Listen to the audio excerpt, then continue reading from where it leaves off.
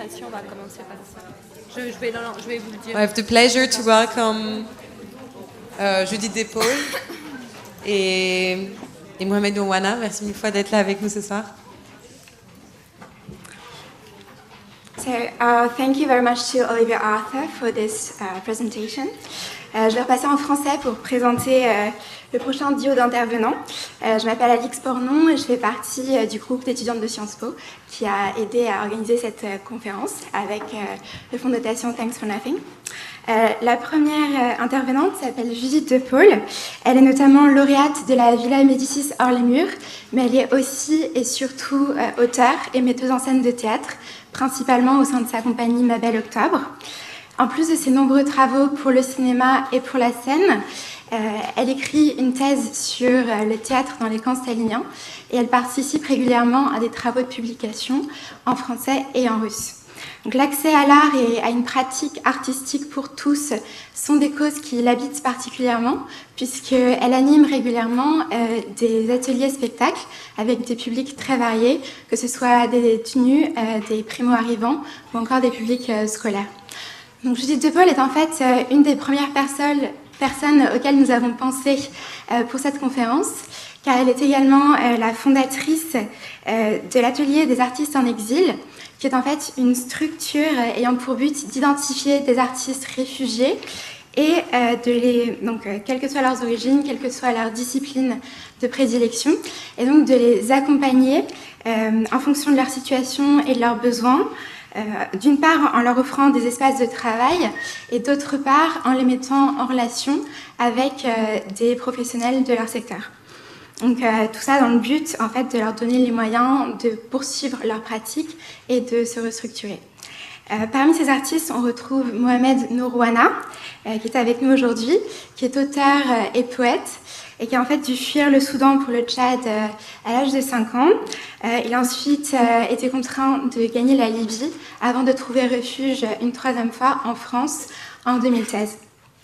Donc son travail est nourri de ces expériences puisqu'il traite dans ses textes du racisme, de l'injustice d'État, mais également des motivations et des événements qui poussent au déracinement.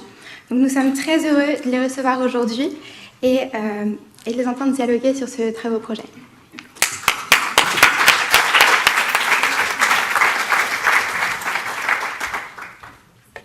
Merci pour l'invitation et je vous propose qu'on découvre l'atelier des artistes en exil en images. Donc si vous pouvez mettre les portes ouvertes, merci.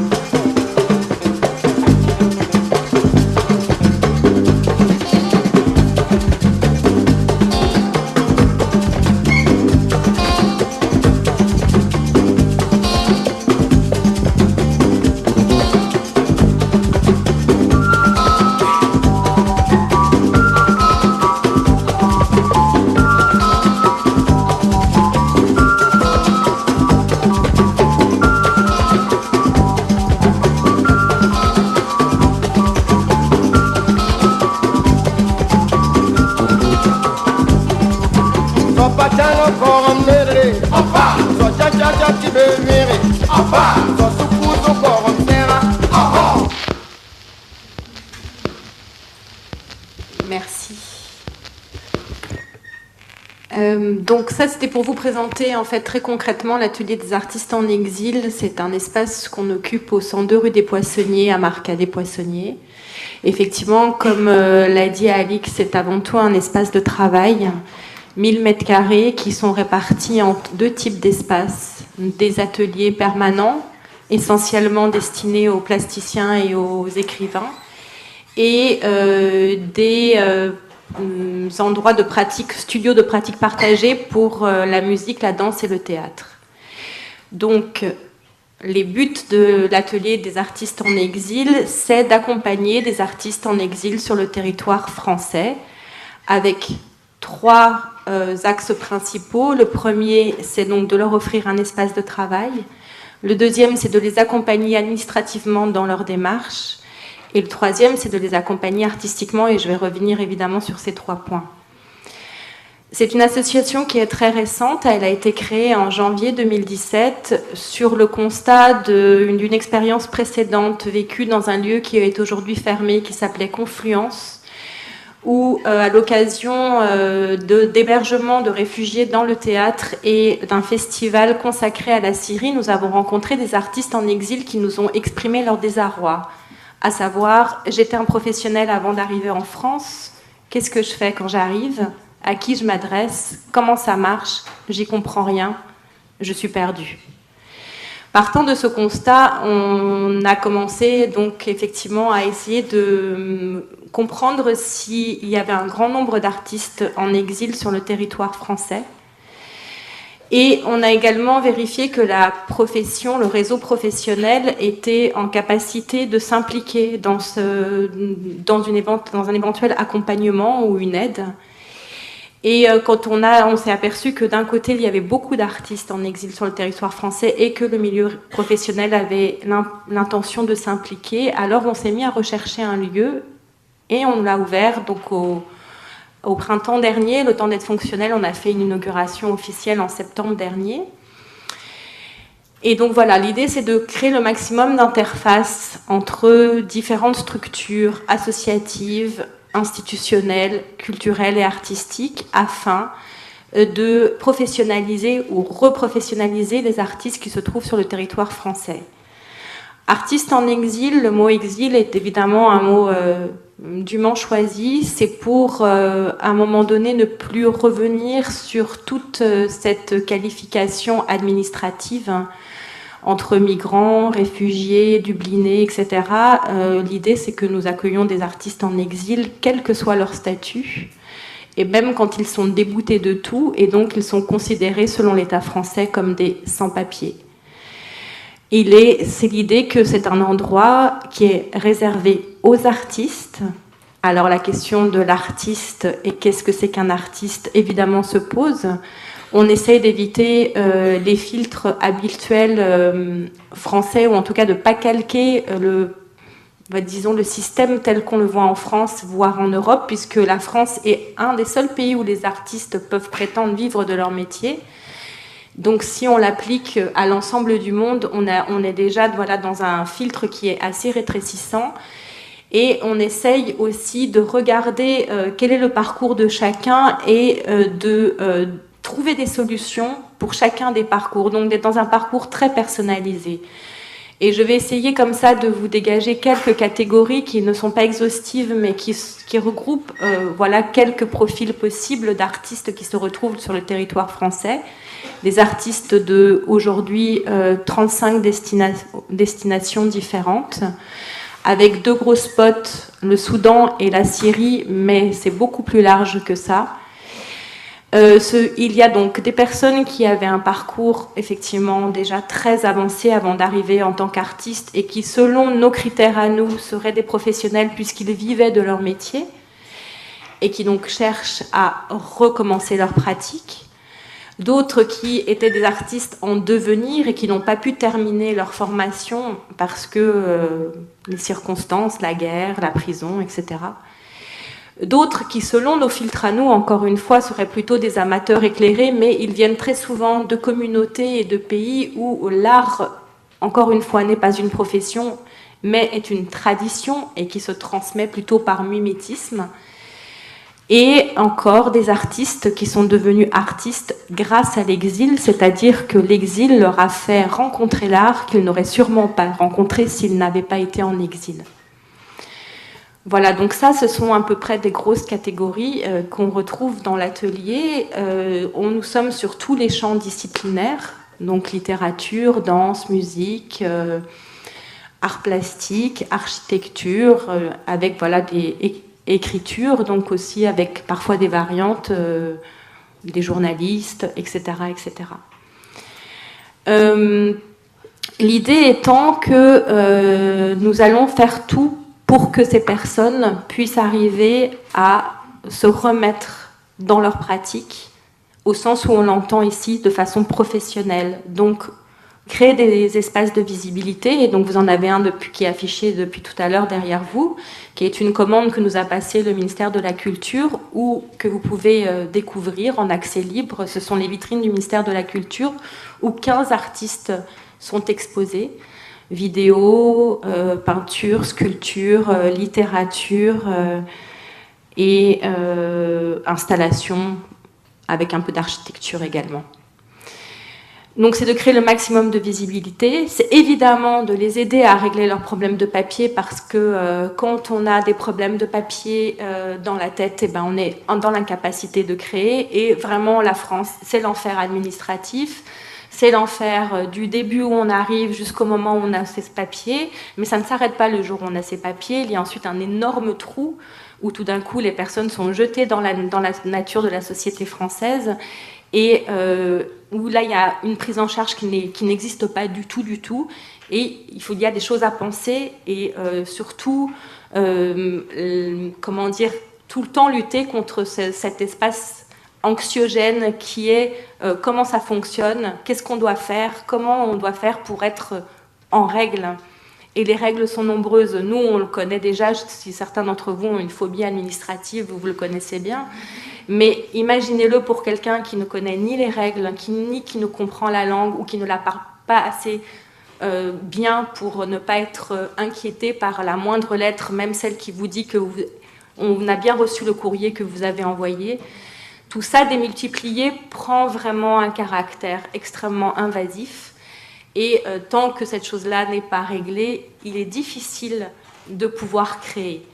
Donc voilà, donc nous on essaye vraiment d'alléger cette chose-là, de soutenir, de préparer au maximum aussi les artistes à tout ce qui est rendez-vous à l'OPFRA, Office française voilà, d'accueil des réfugiés, à la CNDA, la Cour nationale du droit d'asile, quand ils ont été déboutés à l'OPFRA.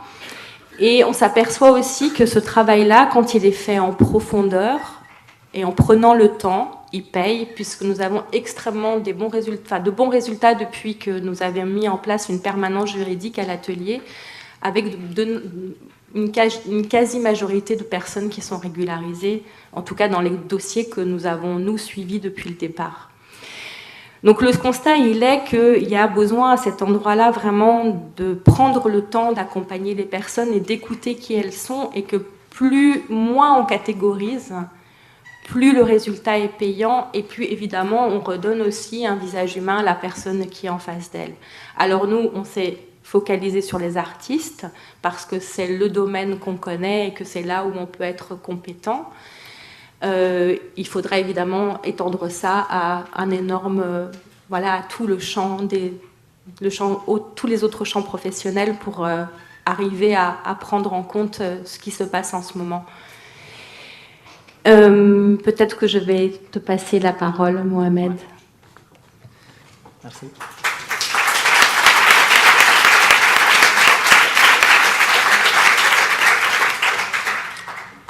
Merci.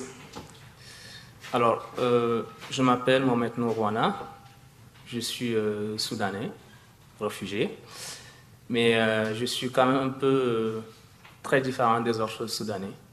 Alors, je vais vous expliquer pourquoi. Et je vais vous expliquer aussi comment je suis devenu écrivain, poète, et comment est-ce que je suis arrivé jusqu'ici en France, et comment est-ce que j'ai rencontré Judith. Et en parlant de moi, je serai obligé de toucher à la politique parce que ma vie a été changée. Selon les systèmes étatiques dans des pays, j'ai été adopté un peu avant de continuer à suivre un peu mon parcours. Alors, je suis né au Soudan en 92, au Darfour. Aujourd'hui, quand on met juste Darfour sur YouTube, ça n'amène pas de belles images. On sait que c'est des atrocités.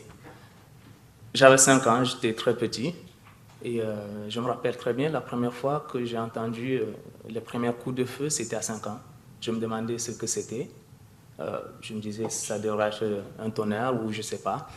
Mais mon père me tirait, lui, il savait très bien qu'il s'est passé quelque chose. C'était des querelles ethniques qui se passaient à chaque fois chez nous là-bas. Et c'était une guerre qui a touché un peu pas mal de personnes dans la région où on vivait avec mes parents. Suite à ça, nous avons fui au Tchad. Je ne me rendais pas compte des frontières ou d'un pays ou d'une nationalité, je ne connaissais pas ça. Et je me suis retrouvé dans un village autour du lac Tchad, au cœur du lac Tchad, où les personnes parlaient une autre langue un peu étrangère que je ne comprenais pas du tout. Bon, je ne savais pas que j'étais très loin de chez moi. Je sors dehors, je rencontre des petits-enfants qui me parlent en autre langue, en langue kanuri, kanumbu. Malgré que je parle arabe avec eux, mais il y avait un problème d'accent parce que ce n'était pas la même chose du tout. Quelques années plus tard, bon, je me suis retrouvé un peu authentiquement comme eux. Je maîtrisais leur langue, je parlais bien leur arabe, le kanbu, kanuri, le peul. Mais le lac Tchad aussi était une région un peu dans une zone de frontière entre le Nigeria, le Tchad, le Cameroun et le Niger. Et pourquoi mes parents ont choisi cet endroit-là? C'était un endroit qui était riche, où personne n'avait besoin de papier ou d'être connu pour exercer son commerce ou pour travailler la terre ou pour élever ou pêcher. Bon, c'était un endroit où ils pouvaient vivre facilement. Au fil des années, il y a eu pas mal de personnes qui sont venues s'installer. J'allais à l'école, je revenais, j'ai appris le français, à lire, à écrire, je continuais ma vie. Mais il y a eu un problème de coup d'État qui a manqué au Tchad. Et suite à ça, le gouvernement a fait des enquêtes. Et parmi les personnes qui ont essayé de renverser le gouvernement, il y a eu pas mal de personnes qui étaient rebelles, mais quand on les attrapait, ils avaient une carte d'identité soudanaise. Alors, ils se sont dit que les rebelles ne sont pas des Tchadiens. Ce sont ces étrangers qui viennent d'ailleurs, ici chez nous, pour nous créer des problèmes. Et de l'autre côté, il y avait aussi les autochtones qui étaient authentiquement tchadiens, qui n'étaient pas du tout contents à ce que cette zone était pas très grande, mais qui accueillait pas mal de personnes. Il y a eu aussi des conflits entre éleveurs et pêcheurs et agriculteurs qui sont tchadiens et qui sont des exilés qui sont venus chercher comment vivre là. Alors, il y a eu des expulsions, ils attrapaient chaque personne. Il fouillait maison par maison. Et celui qui hébergeait une personne qui n'a pas la nationalité tchadienne était sévèrement puni. Alors, mon père était obligé de se cacher ou de nous amener quelque part. Il a essayé de s'éloigner de village en village. Ça ne me plaisait pas du tout. Moi, je ne me sentais pas d'accord avec ça, de partir encore quelque part où je ne connaissais pas. J'aimais bien là où j'étais, mais sauf que je n'étais pas chez moi. Il le fallait vraiment.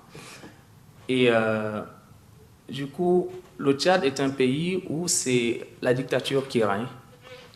Je me rappelle très bien quand un gouverneur, un ministre arrivait dans la région, quand on était petit, il faisait passer le message par des griots qui passaient avec des tam-tams et annonçait à tout le village que demain, il faut que tout le monde se rende à la place publique pour accueillir tel ministre ou gouverneur. Et quand mon père me demandait, toi qui es toujours premier dans ta classe, qui travaillait bien, j'avais quand même une différence entre les élèves tchadiens et moi, il y avait une différence parce que je travaillais quand même assez bien. Qu'est-ce que tu veux être? Je lui répondais, je vais être un gouverneur. Il me disait, ah, mon fils, ça, c'est impossible parce que tu n'es pas chez toi. Et je lui disais, pourquoi? Il me disait, tu le comprendras plus tard. Et c'est après que j'ai compris vraiment ce qu'il me disait. Alors, ils ont expulsé chaque personne, qu'il soit du Nigeria, du Tchad ou du Cameroun, qui n'ont pas de papier. Mais alors, pour nous retourner chez nous, c'était impossible parce que le Darfour, il y avait tellement de conflits là-bas, il a choisi qu'on aille s'installer en Libye. Je suis arrivé en Libye, j'avais à peu près 15 ans. J'ai vécu en Libye 9 ans. Mais il y a eu un changement en Libye. C'est vrai que c'est un pays un peu difficile à comprendre. J'étais obligé à réapprendre encore l'arabe libyen parce que je n'allais pas à l'école, j'avais perdu mes amis, tout, j'étais un peu isolé, je n'avais que mes parents avec moi et je ne pouvais pas non plus rentrer au Tchad. Le Soudan, je ne le connaissais pas du tout, j'ai quelques souvenirs. J'ai quitté le Soudan il y a longtemps, j'ai perdu un peu ma langue maternelle et quand je croise un Soudanais aujourd'hui, quand je lui dis que ouais, je suis Soudanais, il me dit ah ouais, tiens, comment tu parles, tu n'es pas Soudanais? Alors que je suis Soudanais, je suis né au Soudan, mais l'exil a fait de moi un peu ce que je ne sais pas moi-même. Quand on me demande d'où tu viens, il me faut réfléchir. Qu'est-ce que je dois dire? Est-ce que je suis Soudanais? Je ne suis pas d'accord avec moi-même de dire que je suis Soudanais. Alors, je ne peux pas dire que je suis Tchadien, non plus je ne suis pas Libyen. Et la réponse, ça reste un peu vide. Et c'est quand j'ai fait ma demande d'asile ici qu'ils m'ont dit que j'étais apatride. Je me suis dit, mais qu'est-ce que ça veut dire apatride? J'ai bien compris que c'était quelqu'un qui n'avait pas de nationalité. Alors, je me suis dit, bon, ce mot-là, ça me va très bien. Alors, en Libye, j'ai vécu pendant 9 ans. Mais à partir de 2011, tout a basculé. Des personnes ont commencé à sortir et tirer partout, attaquer des commissariats de police. Il y avait des policiers qui offraient des armes à feu aux civils. Et Muammar Kadhafi s'était levé et a fait un discours, a appelé toute personne voulant se battre pour lui, pouvait simplement se rendre à la base militaire et dire que moi, je suis du côté de Kadhafi. Et il offrait une Kalachnikov. Et c'était une erreur parce qu'il y avait des personnes qui n'avaient pas d'armes pour l'utiliser contre le régime, ont pu profiter de ça.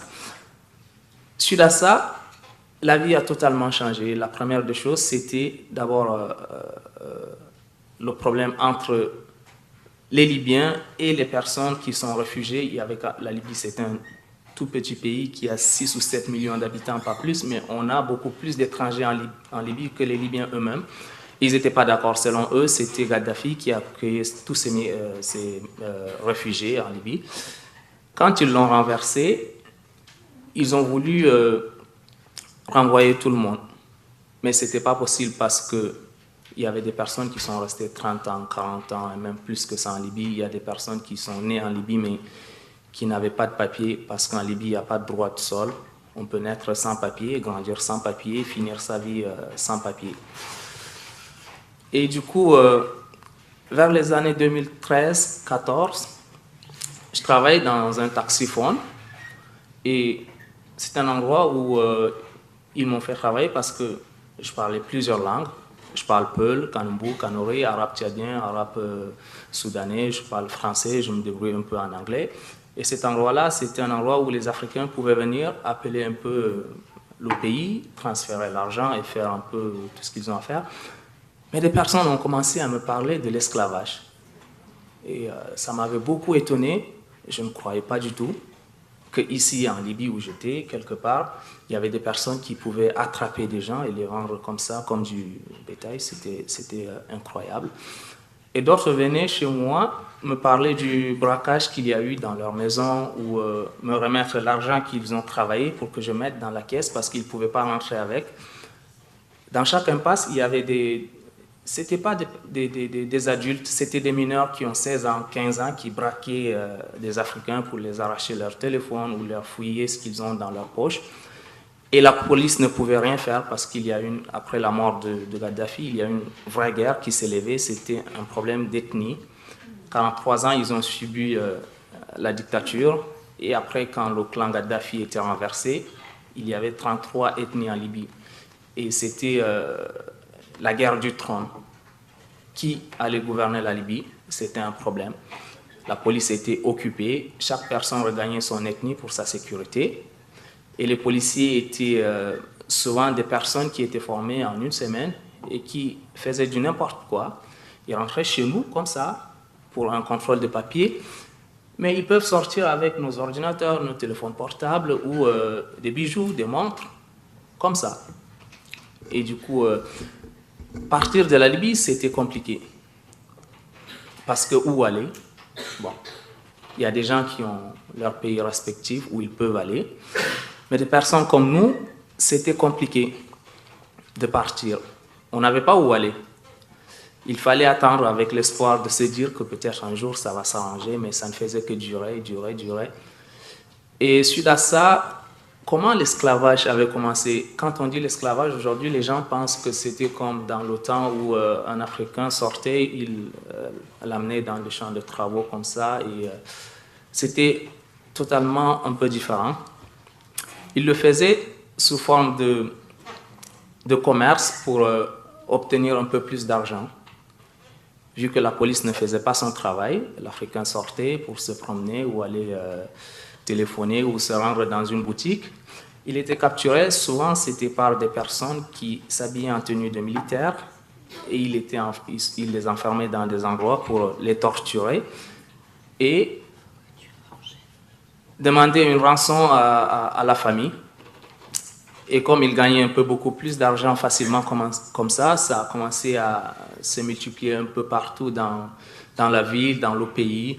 Et les Africains, ils se cachaient, et d'autres venaient me dire, mais je ne peux pas aller dans tel quartier parce que là-bas, ils arrêtent les gens, ils les vendent. Bon, tout ça, je ne croyais pas du tout. Un jour, je suis sorti, je me rendais à la boulangerie. Et là, une voiture s'arrête, ils m'assomment, ils me mettent dans le coffre. Et il m'amène dans un endroit où je me suis réveillé, il y avait plus de 700 personnes, 800 ou plus, qui étaient tous africains. Et je me demandais, mais qu'est-ce que c'est cet endroit? Il y avait un Sénégalais que je n'avais pas vu pendant beaucoup de mois, qui était devenu tout maigre. Il me disait, alors c'est ici, l'esclavage c'est ici. C'est ici qu'on nous amène, on nous capture, on nous rançonne. Si tu ne payes pas, tu es torturé jusqu'à la mort. C'était étonnant. Et je suis resté là, je ne sais pas, peut-être 8 mois ou plus. Il me demandait ma famille.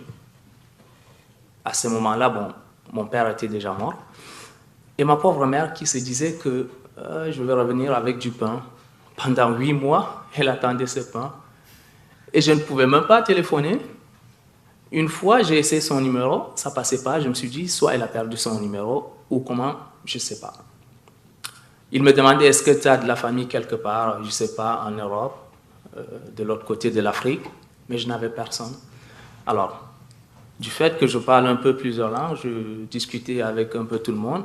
Ils ont insisté à ce que moi, je sois le traducteur qui traduit un peu toutes ces atrocités, dire à une personne, voilà, si la rançon n'arrive pas la semaine prochaine, tu vas être exécuté. C'était un peu très difficile. Et après ça, on a pu s'échapper un jour. Après 8 mois ou plus, on respirait un peu de l'air un peu pur. On a couru un peu partout, tout le monde essayait de se sauver. Et du coup, quand je suis ressorti, je croyais que j'allais retrouver la liberté, mais je suis ressorti de cet endroit un peu autrement. J'avais longtemps vécu en Libye, au Tchad, mais je n'avais pas eu peur. J'étais transformé, j'avais peur. Je n'avais pas peur avant, mais à ce moment-là, j'étais devenu comme un animal traumatisé. À chaque fois que je voyais une voiture, j'étais obligé de me cacher. Quand je vois un arabe, je ne vois pas un homme, mais je vois un ennemi ou quelqu'un qui venait directement me cibler. C'était impossible. Et du coup, ils recherchaient les personnes qui ont défoncé le mur et qui ont fait évader toutes ces personnes. On s'est caché. Pendant 2 ou 3 mois, j'ai essayé de retrouver les contacts de ma mère. Je lui ai expliqué. Il y avait beaucoup de conflits qui se passaient entre Zouara, Sibrata et tout ça. C'était tellement compliqué que chacun cherchait à se sauver. Et du coup, je me suis dit que tout ça, ça ne va pas rester juste une histoire. Alors, j'ai décidé d'écrire. Même si j'ai été à l'école et que je me croyais un jour devenir ministre ou gouverneur ou enseignant et que je ne l'ai pas pu parce que ma situation de réfugié ne me le permettait pas, il fallait que j'écris pour décrire un peu ce qui se passe en Afrique, au Soudan, en Libye, ou que ce soit ici. L'histoire est longue si je me mets à raconter ça d'une manière un peu correcte. Mais pour finir, quand je suis arrivé ici, j'ai commencé à écrire un peu de la poésie, mais pas de la poésie comme les autres poèmes. J'intitule ça d'ailleurs la poésie noire parce que je parle un peu des choses qui sont tristes et réelles. Je décris un peu l'authenticité de mon histoire, mais en même temps aussi l'histoire d'une certaine, je sais pas, milliers d'autres personnes qui ont vécu la même chose que moi. Alors, quand je suis arrivé ici, c'était difficile aussi. Je me croyais vivre d'une manière normale comme les autres. Mais on se trouve un peu opposé à ces problèmes de papier toujours. D'abord, premièrement, pour faire une demande d'asile, il faut avoir une nationalité. Il faut décrire un peu la géographie de l'endroit où on est né ou certaines choses que moi je ne peux pas et il y a aussi d'autres personnes qui ne le peuvent pas. Et du coup, j'ai été invité à l'atelier qui m'ont accepté et qui m'ont donné un lieu pour que je puisse travailler. Aujourd'hui, j'expose aussi mes textes. Je les lis souvent dans des endroits. Et j'ai déjà fini un livre qui va être publié bientôt, qui parle un peu de l'histoire de la migration, mon histoire et celle des autres aussi. Et l'exil a fait de moi... Je n'ai pas décidé d'écrire pour être un artiste ou un poète. Alors, je suis devenu... Pour moi, c'est un titre. Pour moi, j'étais dans le but de plaider, de dire aux autres, de me plaindre, parce que ce que je vois à la télévision, ce que les journalistes disent, ils n'osent pas un peu dire certaines choses. Moi, j'ose dire. Dans mes mots, je définis et j'assume. Je sais qu'il y a certaines choses qui rentrent dans la politique, qui deviennent un peu compliquées pour certains journalistes, mais moi, je ne peux pas m'arrêter à ça. Tant qu'il y aura des mots à mes connaissances, je les mettrai pour expliquer un peu clairement les choses. Ce que je vois à la télé, c'est un peu différent souvent de la réalité de ce qu'on vit. Alors, bon voilà, pour finir, parce que bon, je ne veux pas déborder du temps. Ouais. Je remercie beaucoup l'atelier parce que grâce à cet atelier, on est plusieurs artistes à pouvoir avoir accès à certaines choses qu'on ne peut pas faire personnellement comme ça seul. Aujourd'hui, si j'écris, si je peux trouver, je ne sais pas, un éditeur ou certains objets comme un ordinateur, c'est un peu difficile, c'est au-delà de mes moyens, mais grâce à l'atelier, nous avons toutes ces choses-là. Et voilà. Bon.